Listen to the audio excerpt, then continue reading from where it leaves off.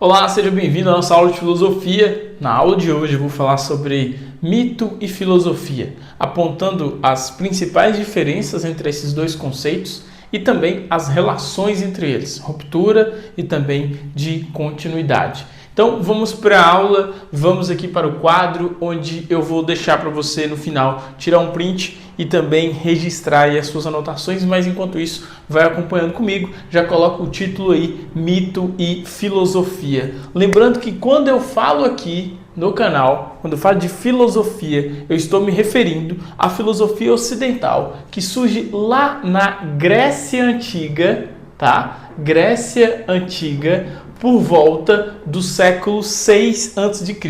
Entre o século 6 e século 7 a.C., nós temos o desenvolvimento desta forma de compreender a realidade, de entender o mundo, pautada na razão, pautada no logos. Então, toda vez que nos referimos aqui à filosofia, estou falando dessa filosofia que surge aqui na Grécia Antiga, que tem como representantes ali Sócrates, Platão, Aristóteles, enfim, dentre outros pensadores que eu falarei aqui em outras aulas no canal. Então, a filosofia nasce por volta do século 5 e século 7 a.C. na Grécia Antiga. Só que antes da filosofia se desenvolver ali, predominava um outro tipo de conhecimento. Entenda que filosofia e mito são tipos diferentes de conhecimentos. Existem vários tipos de conhecimento. A filosofia é um tipo de conhecimento, o mito é um tipo de conhecimento, o conhecimento científico é outro tipo,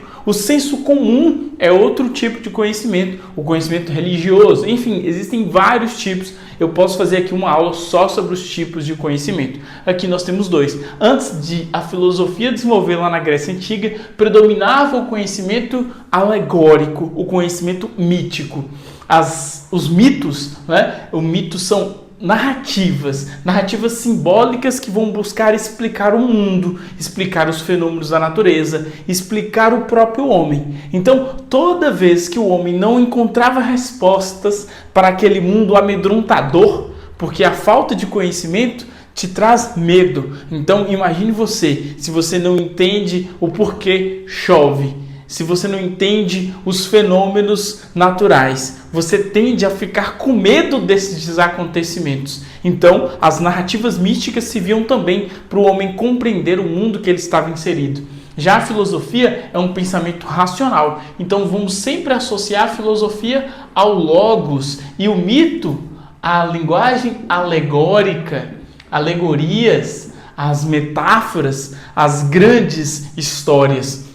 O pensamento filosófico é um pensamento sistemático, ou seja, um pensamento organizado, um pensamento que é resultado de um método, um pensamento que tem um objetivo claramente definido. E o mito tem inúmeros papéis. Vamos ressaltar aqui as principais funções dos mitos nas culturas, principalmente naquelas culturas primitivas, na sociedade, por exemplo, grega, arcaica, antiga, né? Então, nós temos a função educativa, ou seja, ensinar, explicar, está associada, né, com essa função explicativa aqui da realidade, e nós temos também uma função identitária ou coesiva, ou seja, o mito tem essa função pedagógica, tem essa função social também. Além de explicar os fenômenos naturais, além de trazer ensinamentos sobre os papéis sociais, ela também colabora para criar uma coesão cultural, social, uma identificação com determinados valores. Então, o mito não é apenas uma história imaginativa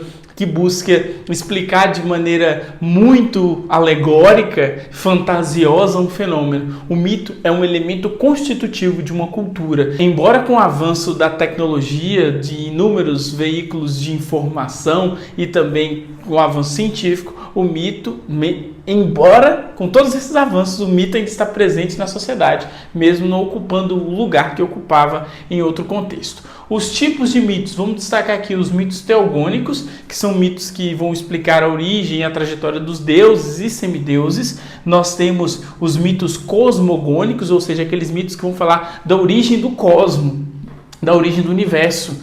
E os mitos escatológicos, que vão falar sobre o fim dos tempos, ok? Então, entenda aqui que o mito tem um papel fundamental dentro de uma sociedade, dentro de uma cultura. E como há a transição do mito para a filosofia? Primeiro ponto, essa transição não foi rápida, não foi uma ruptura radical. Isso tudo foi resultado de um processo histórico, ok? Esse processo histórico aí, a gente tem que levar em consideração que contou com o desenvolvimento das cidades-estado lá na Grécia Antiga, o surgimento da política, então o surgimento do comércio, o intercâmbio cultural. Então são fatores que eu posso explicar em uma aula só sobre o nascimento da filosofia, mas entenda que esse contexto histórico está aqui, ó, situado, podemos situar Grécia Antiga por volta do século 6 e 7 a.C.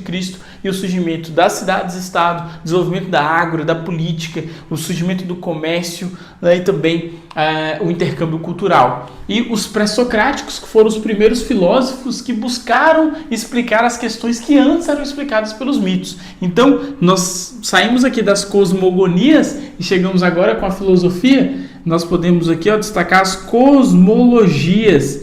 As cosmologias são explicações racionais, filosóficas sobre o nascimento do mundo, os fenômenos naturais, enfim. Então, as cosmologias têm explicações lógicas e racionais diferentes das cosmogonias, que são narrativas míticas. E o mito, né, ele é um tipo de explicação baseado na tradição, recorre muito ao universo do sobrenatural. Então, o mito é muito comum nas sociedades que não recorrem muito à escrita, né? Então, sociedades ágrafas. Agora, a filosofia não, é uma busca por princípios lógicos e racionais. Lembrando que dentre os primeiros filósofos, posso citar aqui Tales de Mileto, o filósofo pré-socrático que afirmou que tudo veio da água.